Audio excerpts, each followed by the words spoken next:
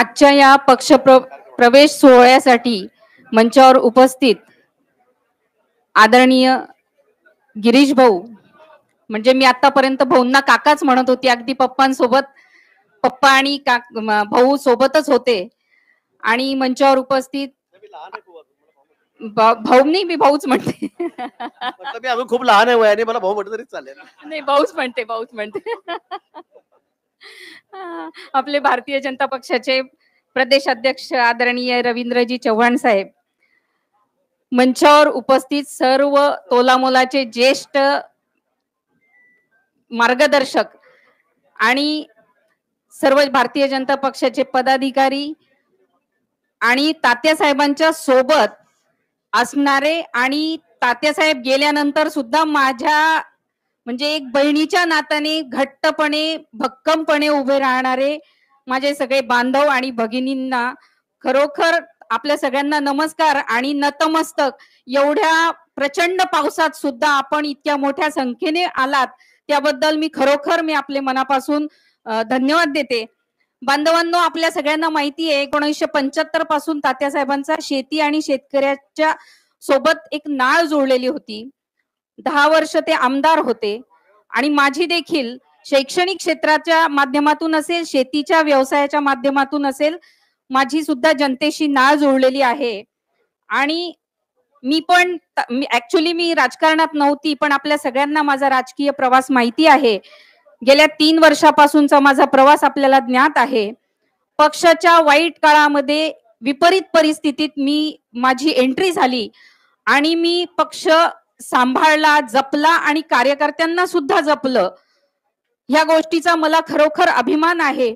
आणि माझा हा जो काही मी रस्ता वळवला, पक्षप्रवेश जो काही माझा होतो आहे, तो देखील मी कार्यकर्त्यांचा विचार करून, कार्यकर्त्यांशी चर्चा करूनच मी हा पक्षप्रवेश करत आहे.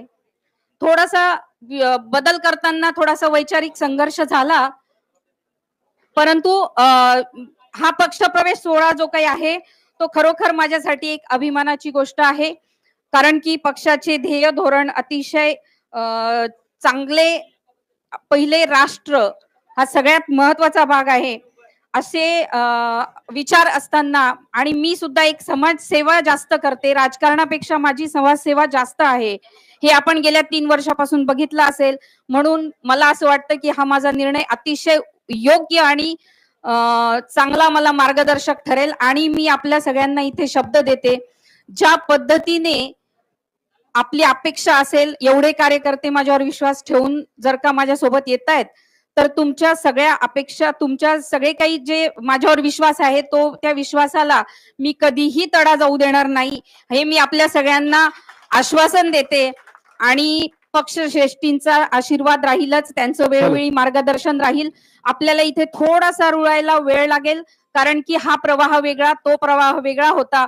परंतु आत्ताच भाऊंनी सांगितलं की आपण या कुटुंबात गेल्यानंतर एक समरस होऊ, नक्कीच 100% दिलीप भाऊ असतील, अमोल भाऊ असतील, आम्ही सगळ्यांनी ठरवलंय की आपण एकोप्याने आणि एकत्र कुटुंब या पद्धतीने आपल्याला राहायचं आहे.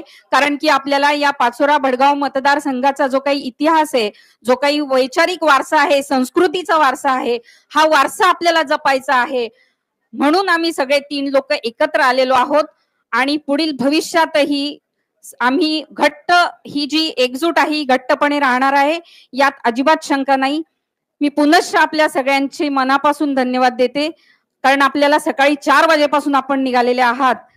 आणि असेच माझ्या पाठीशी भक्कमपणे उभे राहा. आणि या पक्षात आल्यानंतर आपण सगळ्यांनी मनापासून एकजुटीने पक्ष संघटनासाठी आपण काम करूया. धन्यवाद. जय हिंद. धन्यवाद ताई. जय श्रीराम. सर्व जळगाव जिल्ह्यातील पदाधिकाऱ्यांचे मना